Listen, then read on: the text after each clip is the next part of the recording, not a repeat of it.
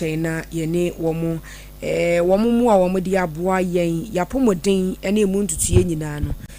bidimafo ya ba clinic e bie ne nkrabata no wonkran ya se ya wode tu yenimu se yemmomodin na yareɛ bia de akwakoyɛ ɔhaw ne kodan na da wo so paa de fa bepie mo midimafo ya ba clinic ho no mu na yentu asem fama wo ko no ma Dr. Time da so onya kokodu ni nsɛm mpe eno de no na agye sɛ de ɔno no akɔmɔtwere ayɛ sɛ enkwa ne firi ne nsa yede na kwa kwahye mochwa na se yesie no ene ye beka se ni da so ni wono mo de ma na momu paa de se woda so ti ase won kwa paa de amedimafo e ba clinic Dr. Time da so ebetu yade na se kura edi ama wabene e wo stroke ene yade wa wodo e ka ho nyina mu osisi ya oya oti ya wo kotodwe mu anasa wo peba me sho medimafo e ba clinic ne betimi abo pokwa so mayera e hono mu ena na yare sabia nkran de no ewo wo kwa ya no wa fresa number C 0244 774282 and 0500727215. Heba plus pavi ene plus most make sure you know pa bedwa so a eboa ma ya pomodinate meja branin. The hypertension, sodium so stroke, diabetes, hanon, the obun insane so malaria, typhoid, otia wo nipedwenu manase nemu ha nyina so dia. Na just said a fearsome tray and the bit to me abo bomadian so baby a chira kwan night me abomu apomo die jabrani ebeneja ba and that is no pay ya ba nyuma pe bonti your friend power to the people the fearsome tray ankasa wo pe bia to ya no first number 0542 778572 and 0542 807907 ya no wasan so friend number we 0591 367898 na Siemens Vital ba make sure the etin so ane ya sorry Siemens Vital ba make sure be ma no we gina brani gina waka and the mensam no timi di ni yie pan na your banso na so wono no so no timi bua siesie wo yie se oba obebu nsama ne sisi so kama na de na aposo ye ne yanso de na koko ha no Siemens Vital ba me shape bi se sia de no na emo Siemens ba clinic na di no pay ya bedwa so occasion drug na obenya dodo Continental Pharmacy ni Hallows Pharmacy ya no offer 0240616061 0240616061 again for yemienu midi mamme ya aboachemene papa entwibu esi akwa afia reshman manyu brani entie kasie mu nkyiremu ye frase ye omemu enura mampamiri John Dramani Mahama Swaya uswaye ene akukuda me ni ntina gi twi age trade fra ma hodo so de omoni monyam eba beta na kire na emu asemba akwa asese adane twiapia ya fe na omayi adehie adwene akwa akosisuo eye Burkina Faso omemu kirese mampamiri ofuru hon mobaye na ametraori ono nso ba Independence Square ho na odinani monyam betai mampamiri Swaya wo swai nwachi na yi ono nko ade ene amampani mfo bro aduonu baako na omu nyina baaye ene amaya soafo ne nintini ya omu nyina free amahodo so ebaaye na dwumadie no ase no ana sese ebinom kase na adan na Burkina Faso mampanyini ya manu kwan ma ne ba dwumadie no na wabampo a wodi tribura ne ente se hwata so na enye se twempo wakata so wodi asie na wayi ho di akire enipa nyina na osan de chiachia ne nam nipa dom musa efrise abibremu aman ya ye wato efam han ka bomu kuoko wase no peponi mu afin binu ne aduoni na ye twa mu na aman maako be semiensa bi wa abibremu ha ato efam ha ye se wo mu atwe mu ho afiri mu esense wo mu ade abantuguo na aba ECOWAS ni omusi nkonwa kan ya se moname aman wo no enfama oman de hye no na omuara nka bi se de ye no da no lenso omu ante ase se ye de yatwi aban agu abetena so de ye da so te so omu kan ya aman mi ensa se ye kokwa pai sa na mo ka de ni ECOWAS ne kura yi ho afiri mi enka ho na se monka ho akiri kokwa ase ni ma Ghana de ye ECOWAS ana ye mampani Swaya enti wo a wonka ECOWAS ho no enka we de afase ne ye paye esuo prade ye senko ada na ba ne sen na wo amatraori wo firi Burkina Faso memu a wate asim wo nso nka ECOWAS ho na ECOWAS ma hia ye ne abibremu aman ahodo ye hia na ye mampani Swaya na ba ye a etwie bra ne ye hwata so enye etuekuma na we nyina na mabinum keka se enye hwe nanso no eye hwedie emse Burkina Faso man no Ghana ne wo mo ayonkofa fritete besine se Dr. Sajifo Kwame Atrap Mankroma ne penso Maurice Yamuego penso okoya apa voter mem roba bedru sa breboko ya yekohia no kwan a no kura no asantoa bayo kuma mo bonse enhwo ye kura no se na topa ye kodi awuo hyemu a eto ya abayo na nyina sunsun ya odi nnenda mu dane demdifo na ano nyame to nsafra no fi hye aduonum nan ase aduonum enum so ehunu ti Burkina de ya no mu ayonkofa achepa ya kyerese emuda ho enti so baabi na odinani onyam eba betare mampani John Dramani Mahama so ya no so no achi nso ekwani so no mpanimfo bi kyerese eno ano no ayonkofa ntia ebi nso baabi enka Ibrahim Traore wo se wo Burkina Faso mo nkan ko wase ho ne de na wo se nko tena ne baabi da so ni nyina mu na ya asomdwe mu en wo ba no na de hwehwe nkofo aso aye litwi a national task wo se atwamene bia no osuro ayayana enti bia na osuro se bia obi nso baye ne dom na netwio national task wo sa na ye ni nkomati yawa firi se asem no brachere ye ne nkwanta dem na eba ne se nso dia Dr. Richard Kumado on wa beni a asem bi se no kire so edwan atoa no Dr. Ati enka ye mo afinhia pa eba to radio so me da say fi yem se we na edi kan kura ye kasa wo ho ohun no more Birmingham pa more Frank can say thank you for the whole year Doc we dey say dia wo ye adwuma mu ase ade kura na si ha yi me ya na ye de suma ame na me de doctor de me no a me de beba what by in any case and na your boss small boy anything or independent press and one home fans are onya ye eno ne ebisa o senti ne kwan so ano no na fans no onya ye no why na cost stopping fans no the way am jeje ni so am kan ho asem ma hwe ya oba be fa oba kriya ko Burkina Faso oba den oba be fa oba African ho akọ Burkina Faso oba fa oba African ha akọ Burkina Faso misi ma hwe ya na oba be fa girlfriend free ha na so oba be ware afri ha because em say mo pena sempa oh na so na tehwe oh na ya kunta na ye den okay let's go fans no yan sha se free fans no the man no it free say fans ya na dey no onya fans because so sure your young boy o sure anyama o ye won the country ho ya there he has paid their national debt, he has set up institutions for them, and he is fighting like a warrior in the desert, protecting them, fighting for his people. And he obia wa follow no up for some time now. Ubeka I say Tabo in Beki can once them say open leadership. Some governance experts were gonna say omu penny type of leadership. And it is about democracy, in particular relation to this particular young man. And yet the type of democracy and the nature of the character of Nipana or Lidiomunu. Why back to the background, not Thomas Sankara but the same way. Not Thomas Sankara say it's either you stop Galamsey and we get clean water for everybody, or you can trade with Galamsey and loot the state so that we have a small wine and champagne for the few at the very top. Mijidi says small boy with trolley, what kind of books no?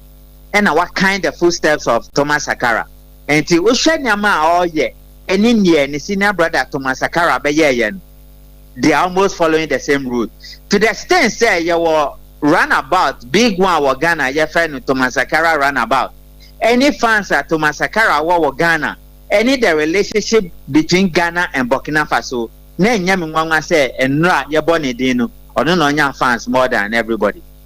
Now, Richard Kumado. O share etria na hye no ho nso a ode ne nam nipadom mu saa no bambo mu no le kwan so ano be break ka ho asem na ye mi nwanwa omo ba ye ne omo body gas because he said they have not displayed a gun. Everybody has a gun. Everybody has a rapper. Your friend a rapper. It's on their right hand side. Almost all the president. Now me one who the godfather himself, Paul Kagame. Na dia wa hen. Now why home for Kagame? Many trans father himself. Many trans men who need to no, almost everybody that was there. The presidents and most of them. any Guinea and Gabon there no. So no or she long dress, white dress, any white lady no. Where no? I'm Mbasogo there no. Yeah, all of them are armed. They are armed. And right, yes, you know, they are armed. I led a team of protective surveillance. Now, then you started like a week now from Tamale, Kumasi, Takrade, Kofodi, Asunyani, Ho, Tama area to the Independence Square. Almost the whole area, everybody are about and their bodyguards, they are all armed. But on only then he display, and I could see that is why instead of somebody writing a book on democracy and tourism to open international door, because near and Rano, another Africa Union that you need the likes of Rawlings and Nkrumah and Co to put it up, and that is what John Mahama did. But not be account about this young boy and the arms. Okay, so let me explain. Seba environment such as Enra near three things happen. What is permissible and who is permissible there, permitted there, and what is allowed and who is allowed, it depends on three things. Number one, the permissive environment. And in number two, the controlling nature of the environment. And in number three, the preparedness and alertness of the gatekeepers. And the first two now, what is permitted, who is permitted, what is allowed, who is allowed, is dependent on three things: the permissive environment, the controlling nature of the environment, and the preparedness and alertness of the gatekeepers. And to me, that is a simple thing that happened and now, Yamano Kwan say on funny Tony call up, and I speak across many fans say Burkina Faso people are strong men with integrity, blah blah blah, and that was what it is. Na ahansu etwa yi de say omuso omunkan ko wase ho na omutumi ba bisa no. Oh no, but what will happen yesterday, it wasn't an ECOWAS thing, it was an Africa Union thing. And let me explain. The eastern part of Africa, they don't usually come to the west because west they have no democracy and politics in yet. But no, Godfather Tinubu Baye, and he said that white people should leave us alone because his junior brother is Ghana, and we will fight among ourselves and use dialogue to resolve our issue. Nobody should come and tell us about democracy. But the other big Godfather, Paul Kagame, was here, and yet Paul Kagame kwane Baye, Tanzania for Baye, Uganda Baye. Uko certain part, Namibia Baye, the latest boy on the block, Botswana Baye, and in South Africa Baye. So you manage to bring the Eastern and the Central Africa for normally they don't come here. Considering the fact that Paul Kagame ni Congo guy ni war issue no onusu Baye. What is going to happen is John Mahama's presidency, United Nations, and the whole Africa are coming to use him as a mediator for conflict in Africa, just like they did with the Rawlingses and all that. That is what they are coming to do with John Mahama. And he managed to bring everybody. And to the extent say he brought Guinea, Gabon, Niger, Burkina Faso, Mali in the presence of Tinubu. When they finish the swearing in, they are going to have a meeting. And as that meeting, not everybody will be there.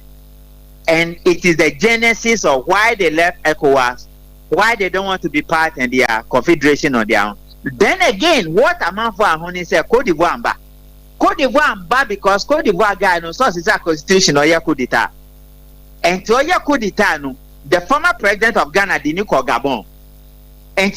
I cannot continue explaining it, but it was a geopolitical at the end happy and John Mahama's statement, one of the lines went into the geopolitical arena. So John Mahama has set himself as the mediator for conflict all over the world and Africa. And that is what the United Nations and America and the Britain and the Russians want to do with him. And guys nearby.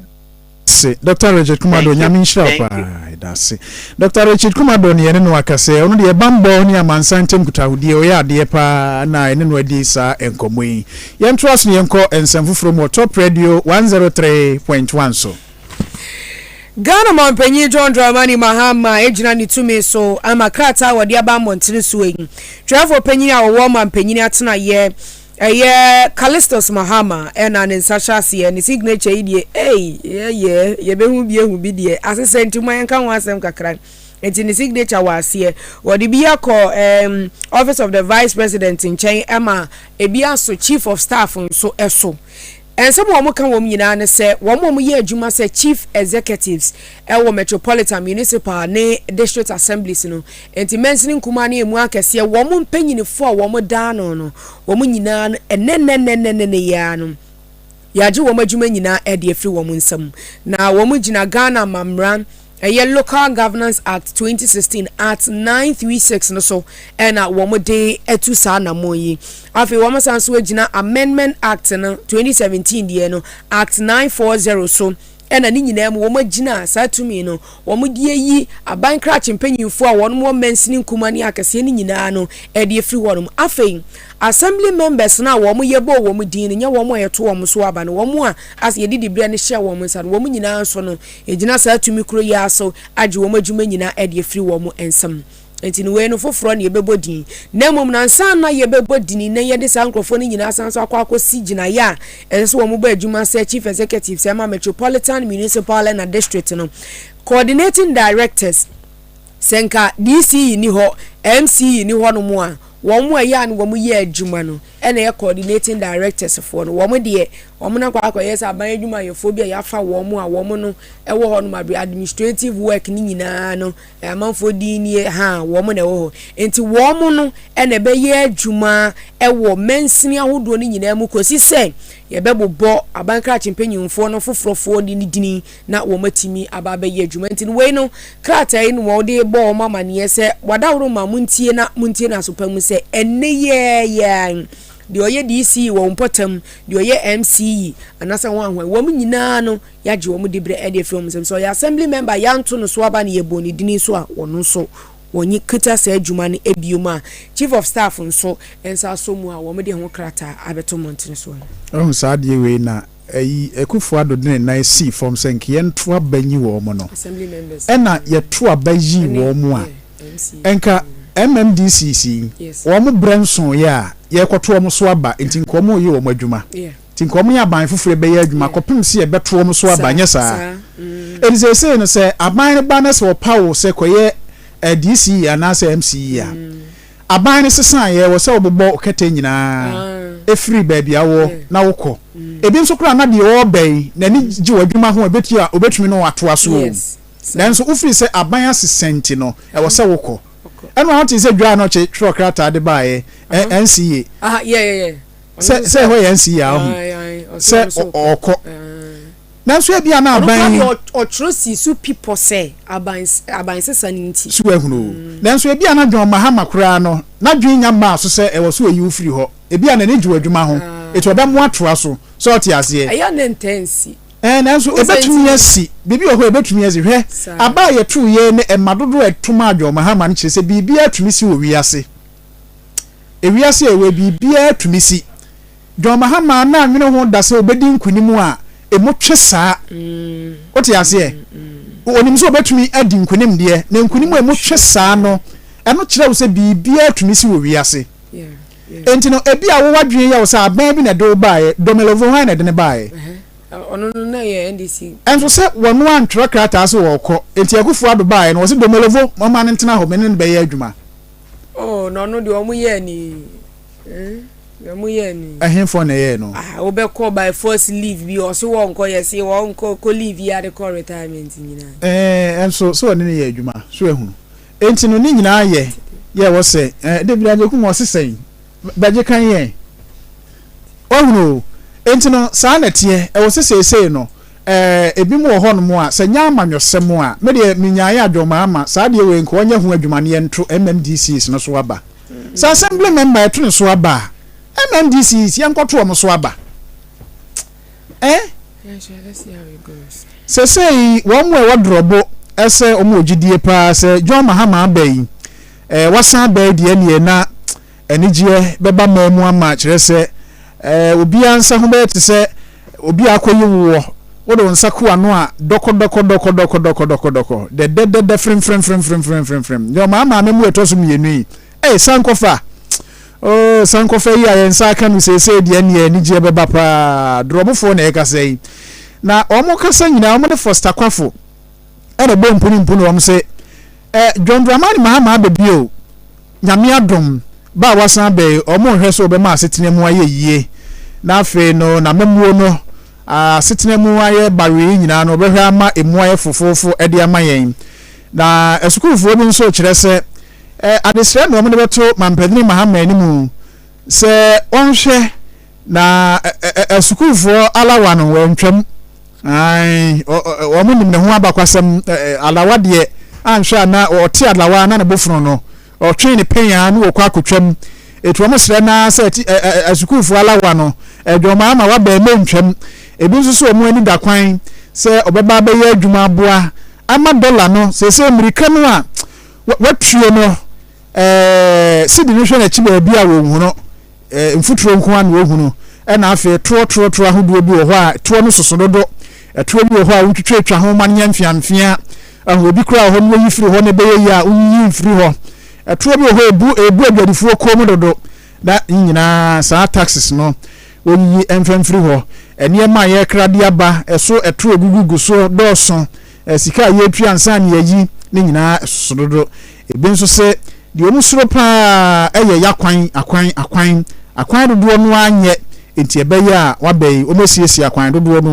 na onyema nya yie yentie se de wo mo wodrobo wo mo gidie se John Mahama abebio obetua mo man aye yie na masumbi nso so atia ba na afi de ye hwe anim no wa wonim se afia hodo etwa no ya na ahokire e wo ho bebre abanya atwam no na ye hwe anim se kode sisan bebre beba ezo kasa bia o mo se covid and Ukraine war babra sabe no covid na ba wiase nyina ba bia mo bia ahokire no ezo Ghana nko ade ese nko na covid aba anti o man no yengu ni yenhye afi so hwe Russia Ukraine war na o man kwa na to kwane koso no mo kra no wudidida but yen ya yete ha na yen panifo atoto ne ma basa no edi ehwe ni mo se abanya wa basisi no enye foforo no waba wadi kian ba pen ana ye hu ni sa no adwuma ene atutia no but se ye hu se wakonya sua hunu foforo aba ye ehwe ni mo so betibiri sisan ya hodo bebre aba na temamofo a omo so omusu no omo bre adwumayefo adwadifo maburu ni omo titiro komuni adwumaye ya omo na namba basa no ye betia pa adwuma bia ma sanforo ni nyina timi anya bia ye na nyama so ne bo aye den no omo timi dimiri kantente mi de hihye ya ehu hia na esefata gu akwa mu se de be ya e betia ma obi ahwa hia no de oto betia ato de oto so betimi ato na ye nyina ye ho ato yo man no si bia me hwe wani mu no so betia bia nyuma ma mabunu na nya bia ye na afi sika no so ato fom bebre no obetia ma enkenya bia ba ye sidi num na afi na so tia ba fom ama ye nyina ti na de metia ka wo mu no ansi you know, good. No say I said the otan hu bi na o to oni jeso na otan fo no bia akodi anyamo hu bi na akonsi fa so no mu baba sa community no oni jipa sa na yehu ampi amamu yesi yeni ajipa na feel no ne kama pa bibre na ye ndimango fia ngo ti na ndimango ayiso atra ango bi titre investors for no ile bi na kan no getting tax in ile bi ndia no stress anganya be de onye den onyi tax ni na onyi omo diska wo president obe dia fa na jama ha so jadi ofu na bia ni sa ama no sia kwa no so nye ese apane obetimi ayama ye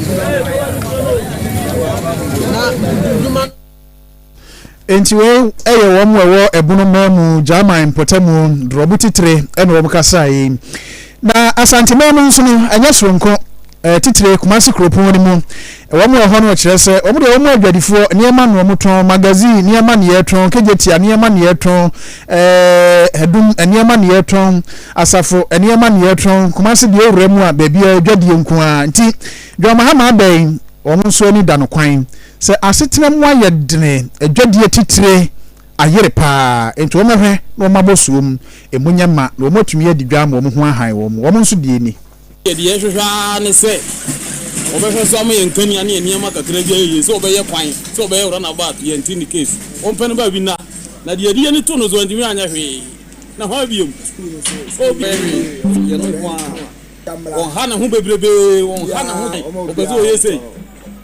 na de no yɛ no no ɔba wɔntimi anyɛ na wɔn ɔba de na ɔba bɛ pressure so yɛn pɛsa afre na asɔfofo we ba hyɛ kɔma ba man pressure na sra mo man ntɛn no ba bi ni oluma oni di bɔkɔ no no din nyama kakra kakra bi obetimi ayɛ ɔnyɛ ja wɔn pɛ ɔbɛma ku na yɛ de etu pɔn ne ska ba ɛno ano no ska obi a ho bɛtɔ no aha no ani yɛhwehwɛ ade ba ko pɛ sɛ ɔbɛba bɛboa ɔman no ɛnɛ no ani hwan ba wo kra ne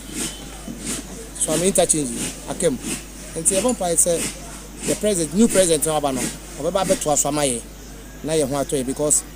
in futuro traffic e ba sa no eti we ye wo mo ewo kumase no no de ori kan kasa na ne kasa ye me de pa o se de omo de wo mo ani to no sumpo we ntumi ameye hwe enti emo me ha no ho sa afa no no obeye run about ono obeye interchange bia oye ma wo mo a eye dembom wanya nya de omo ani da no kwan so obeye bibi hu bia na de omo di omo ani to no so no wa ma wo mo adi wo mo edokono kwa we the best is na do aso mo ka che vote radio for no say about when kam nyina say ne enu a say kumase fo on say ka mpuntunwuma nko ade an nya do ma ama no mo he ne kwan ekufu ado mo de ma no wantumi anye so am interchange enumdwa me say wo mo say ekufu ado ka kire so be interchange ma akoma se num ene wo kumase ama wo mo say kumase wo inner circle road runabout kese pa kumase mfimfini odru amraga junction okay na wafel ni fanso no akọ airport runabout okay no akosi Swami runabout no akosi Sofola interchange na wasi Santase runabout no ukọ Inshiaye so runabout no aba besi Asokwa interchange no wasan fa ho besi Amraga junction unse circle sa enti sa baby am runabout am kika ye nyina no wose nko be ni interchange wanya ba akumpa ama wo mu so for you to kase bonus we na se the Ghana man penyi John Dramani Mahama se ye kasen se won sha se anasa kaka krampo no wawie dia enye ye nwanwa ni nyina ne se woni mpanyinifo a wo mu free VRN Gridco ECG any PURC esi nkonwa den se mo beka ye nura John Abdullahi Jinapo beka se enyina mahoden ho tumi a MPP aban yi na ado efiri akonwa so wode eja yen no ahwe abe don hwiri num bi pe di aka no so ye kakre bi ketekete mampole bi account no obi be ba be gina ba bi aka se John Mahama ba ye no de dum so aba na so na ya ban na wo kɔ no e no wanto akire yie enti no fuel se wotokora no wanto se be ye betimi enya se nyina mahoden ne de aye adwuma se wo man waka wie ya pe na Herbert Scrapper ono so former energy minister ono so wenzi Jinapo de ye lalai asema oke nya no kure ochemu se de se wo mo ye bia se aban ansa na wo mo akọ de wo mo aye dodo e wo ho no no edo so wentimi ankyere dodo okro de na so ochemu se e wo ho no mo a ye betimi e de aye adwuma na John Dramani Mahama yenim se ono se odidum so baaye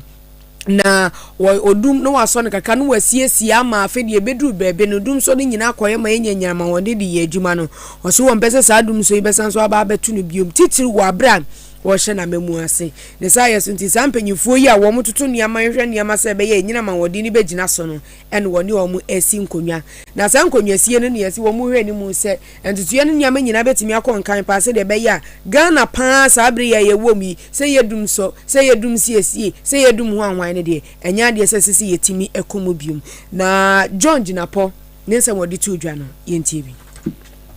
They made it clear to us that we had run out of fuel stock. And more importantly, the West African Gas Pipeline Company is going to carry out some major maintenance on the pipeline running from Nigeria all the way to Takrady. They call it a pigging exercise. And so during that period, there would be curtailment of gas supply, particularly to the east, which is the Tema Enclave. And that is where you have AXA, you have KTPP, you have Senate, and you have Asogli and all these plants there. So what it means is that gas supply will be curtailed to that enclave. Indeed, they intended doing this as at October 2024. The Akufo-Addo government insisted and got them to postpone it to 20th January to enable them stock enough and adequate liquid fuel. So during that 1 month period, they can fall on liquid fuel. And so at the last meeting of the Joint Transition Team, it became apparent that that fuel had not been procured. And the truth with LCO is that SunPower, and you can check with SunPower, did indicate that on average, they require about 4 weeks to treat the fuel. That is when the fuel has landed in their tanks. It takes some weeks to treat the fuel. Today is 8th. 20th, the pipeline will be shut. So even if you bring fuel today, you require those days to treat the fuel. And so way back before we took over, the Minister of Energy, Herbert Crapper himself, assured us that they've put in a requisition to the Minister of Finance. The Minister of Finance was even the co-chair with me, but I wasn't even a main member of the transition team. But our side of the transition team co-opted me and then opted to make me the co-chair with Mohamed Amin Anta. So I virtually chaired everything with him. He assured that they were going to buy the fuel. Then so no ankwanko sinisa John Abdullah Jinapo enti no sa brede wo mo so tutu niama den se be ya enkania na ye wo no endum anya hwe nanu nti ene yeto abade ma wo mu abusuafo nyina we yesu nyen kratre mrasesia RTM Services and Training Center omo eya ade papa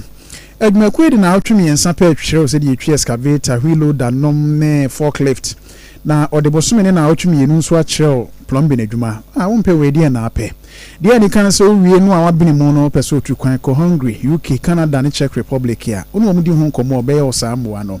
forms ne 100 Ghana cedis kofa na gye santity bi RTM Services and Training Center obehu omo akira kwan kran ha say La Paz New Town Station wa ɛna sunyane nso no woni Wesley Methodist asafo no edi enum hwɛ frɛ wo mo 0503 711 344 0503 711 344 and 0534 045 169 0534 045 169 na RTM Services and Training Center womo enyo eso Karifi Herbal Tincture edro we dam kam kire se edro kuta housed kan sasan de edro na edro ai Karifi ina zuwa Karifi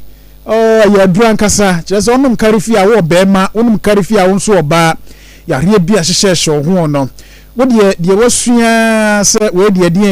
nie no Karifi a ne betu ase de ama Karifi de heduro se wo hia nkyere mu bia fa adure wo pe bia tua ton pedodo bi na so tua commandofo bi de aso mo ya de wonso pe bia twa no mo a wo de frɛ Karifi Herbal Tincture Karifi Herbal Clinic and Omaya said Dre. Omanamba no 0542 351 362 0542 351 362 na 0264 081 342 0264 081 342 Top radio ha benya biato Kolinaka ba ukumase ena ukanshi dragline enkran benya biato enyin kratre ba yetwa so ama Obakus wouldn't miss our bra panyin na yira seme eno aye ntumi anka wo ye bono oba se chichina wo hware konfanko asembo mu bibi pa wo me de se bi nua ma no ne makasa onse na nsan ya no waka ne sisi ya ne sisi ya enye ne sisi bibi pa e na ekoso me nua ma no na hoodin asa omware foforo se na ntesa sesei ahoodin ni ho e na madam fo won kan kire me na se na de we de ye asem ketu abi eni owo mu abi aboa no na me waka kire me sesei de koyi ene na tiefo obi entie de me kan yi ba ma duru biribi a esa oye ho aduru de ma ni je ba no yira wade mu no sate kwa ba ma bi entie ni ye emuaya ne ye simple kra aduro bi was cement herbal shop asokore mampon your friend cement vital herbal mixture ni nsu ho ne topa yeso ho na sadure mema nyina fra na agan sadure fra na gan ba ma de wo ya ne sa wo benom aduro no ba ye adwuma bi ma me sesa ba ma no aduro fra na gan ya enya na nadu bia wona yiri twisodoku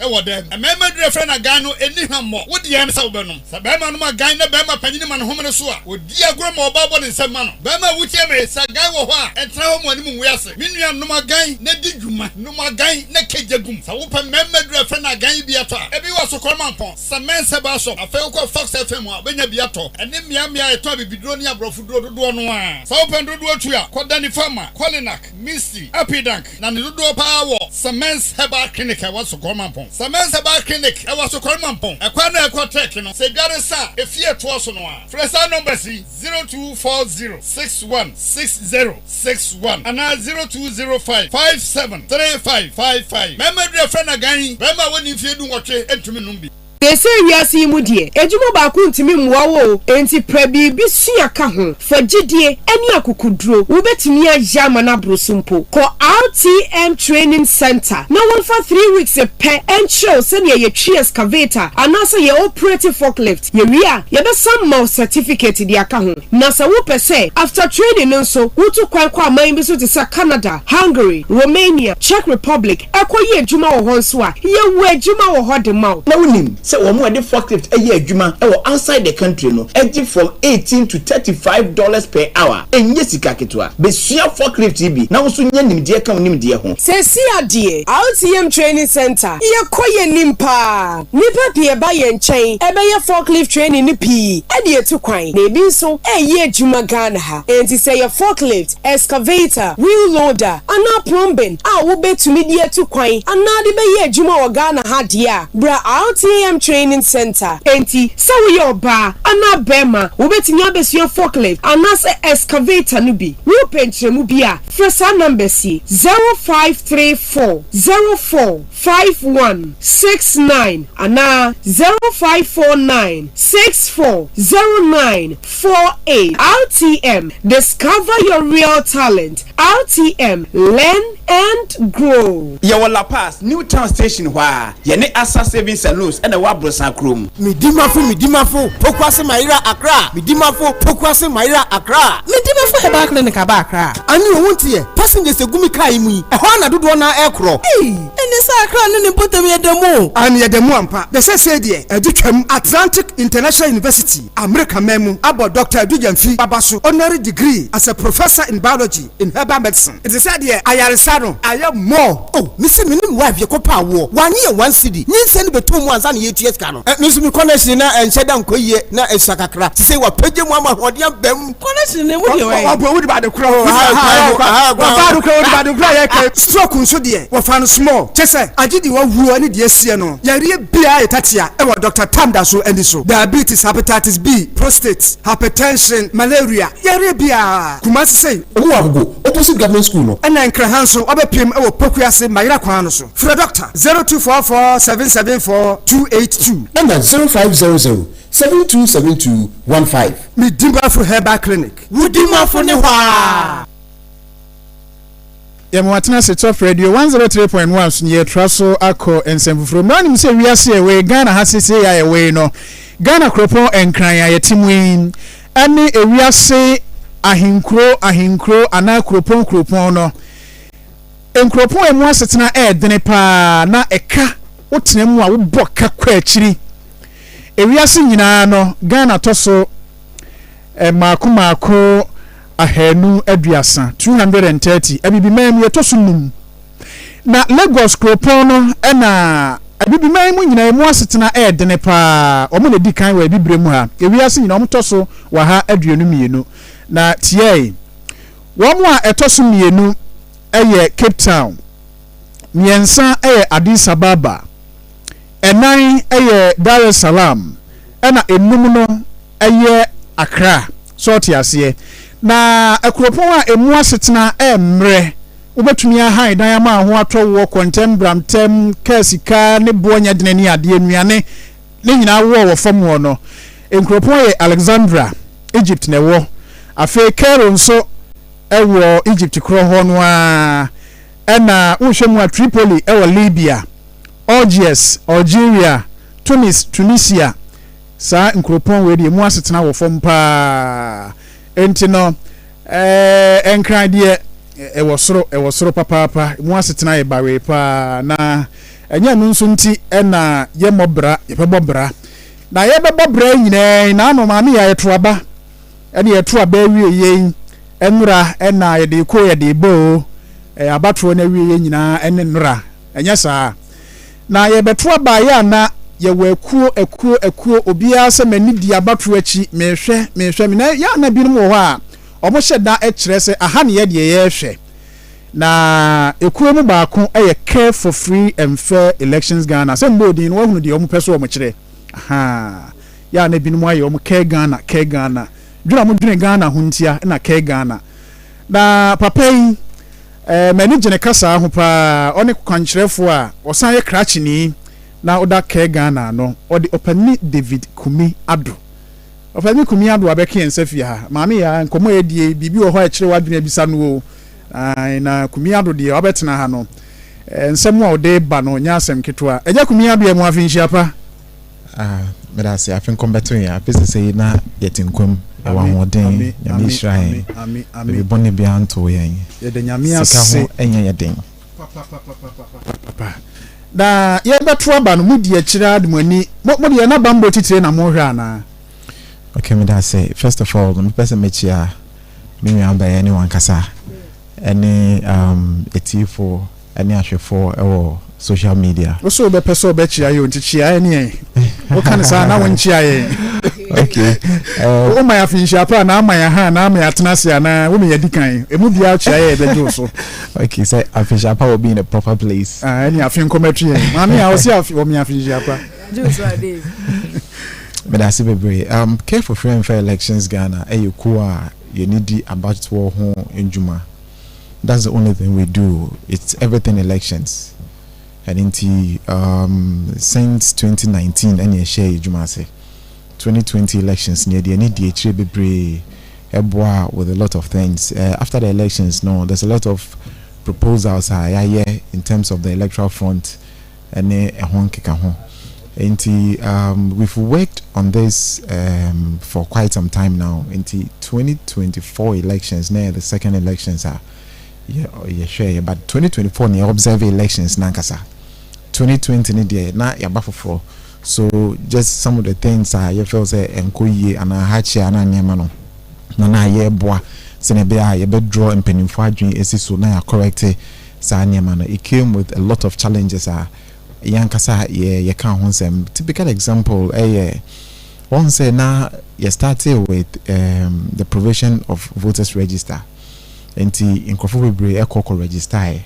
that's COVID time no na electoral commission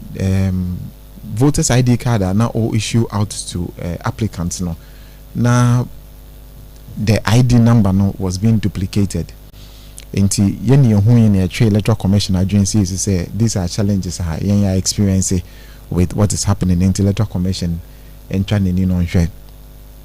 and many others my name is Mombrano, and I wouldn't want to belabor the point. Any question or concerning it, I think we can deal with it. More observations now. Voters ID card from exhibition time no, and idea be na more observe much is now being see so. Okay, there was the issue of in the election itself. No, electoral commission, you will be a friend from 8.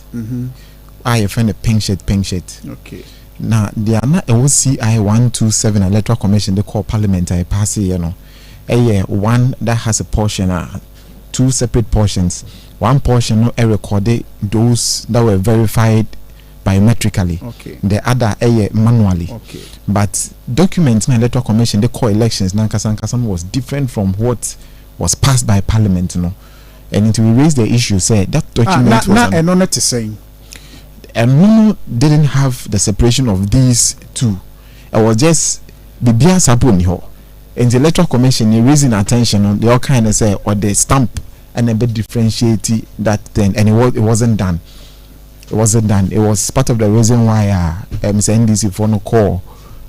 court But unfortunately, the Electoral Commission couldn't mount the witness box, and we didn't get explanation as to why those things occurred, and many other things. One also thing, and I can want some limited registration exercise.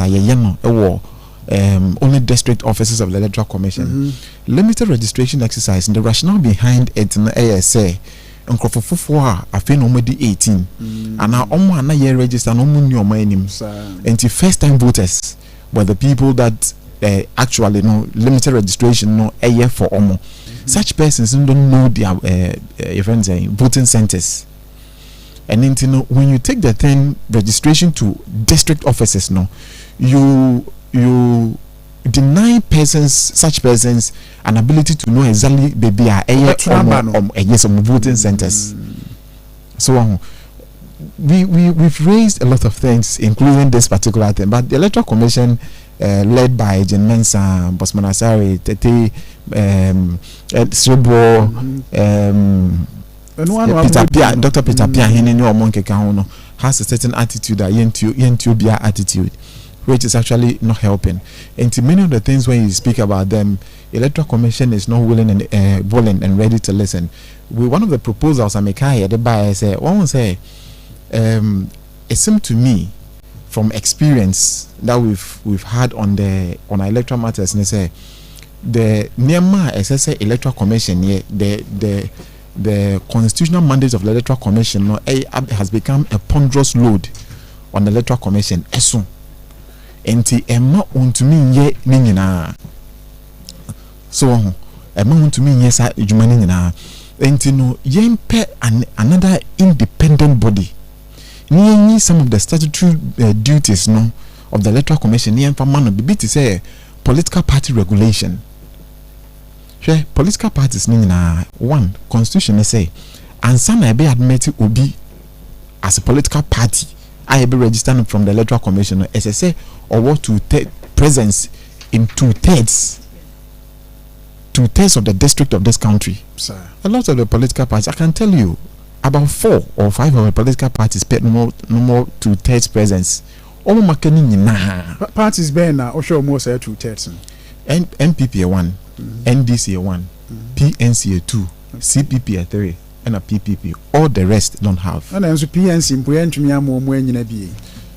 that is surprising. So, but well, the Electoral Commission now, or say, or if Ekwadonko and then Apalu and all those can pass through, that's a PNC, and to me, pass it becomes that difficult. Well, the Electoral Commission alone knows the reason why I away. And many times, no, we don't want to, but it is surprising, like the way you are saying. It's very, very surprising. And in a way, I propose and say we should get another body. Maybe to say a boundary delimitation. Boundary delimitation, I say, into constituencies. Part of the reason the Electoral Commission into me is the Electoral Commission's decision on local government. I do susu and yes, the people of Central Kofi Akpafo Likpe and Lolobi, they shouldn't have been without a representation in Parliament. But it's because of the Electoral Commission inability to say or fulfill that mandate effectively and efficiently. All these hiccups happens. So, but the Electoral Commission, like we know and we've said, doesn't listen. So we are looking forward because I am not calling. I've heard a lot of people have called for the head of the current leadership. And I think that there's a lot of reason, litany of evidence, and as reasons in here, maybe they should go. In 2020, I felt when people were talking about them, I felt that it was too early. So they should be given an opportunity because we learn on the job. We build institutional memory. And this is their first time. Let us allow them. District level elections, more than a day. After 2020 elections, Nankasa results, you're calling them more than 3 times. Any 2024. I expected them to improve from what they did in 2020, but it looks to me there's never been any improvement because look at what happened in district level elections. Is it district? No, special voting. More than a day. Special voting a miniature way of the election itself. And if that oneself you are having a challenge, then the election itself you have a challenge. And look at where we are today. We are still left with some results you declare because of some of the challenges we have experienced in this particular elections. Whether it is negligence, whether it is incompetence or whatever, we must look at it so that we bring people who can help us, because election matters. If you joke with it, a bomb mine. Your general overview of Andra inauguration here, course 1, and the 2024 elections na call Nankasano. Yabuni na tofa ha ke Ghana modi abatu echini munjishe de mu. And there a press conference, and now a press conference no is about electoral security. Okay. That is one aspect of the 2024 elections no. We na serialize ade na ye na electoral processes na nkasa ne other things. Now electoral security ho kwa atwe kakra ena nearby no a hard drain 2020 ene hu say ade a ye call elections mani pa hwere ne nkwa e bin see that in 2020 we lost 8 lives. Yeah. What has been done about that? Zero. And it's very, very unfortunate. I had thought that we had learned something from near course in 2020 no. Okay. But unfortunately no, 2024 in Crawford 6 and it's all because of the lapses in our security, electoral security. Your election security task force led by Ira Dampare, George Ekufu Dampare. Well, Jumedi omoye and so any. Okay. And so any because unim then a man to kwesi. Police no strategy comes out, helps planning.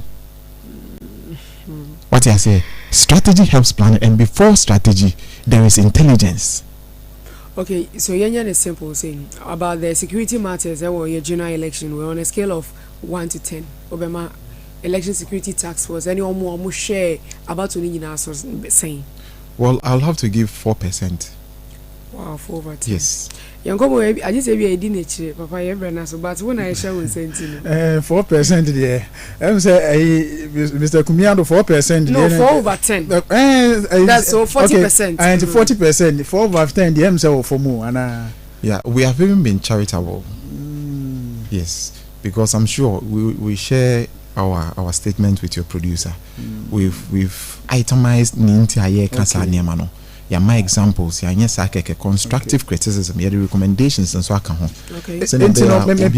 Maybe tia we be a more recommend ya security task force in the near future no say omobeye wo about room the same. One thing I didn't anticipate our elections vote buying and vote selling. Okay. And this nothing has been done to curb. And into a koso embolden nkrofo emomo ye de broso. Thank you. Nima we koso in 2020. We saw this, we have evidence. The last event is saying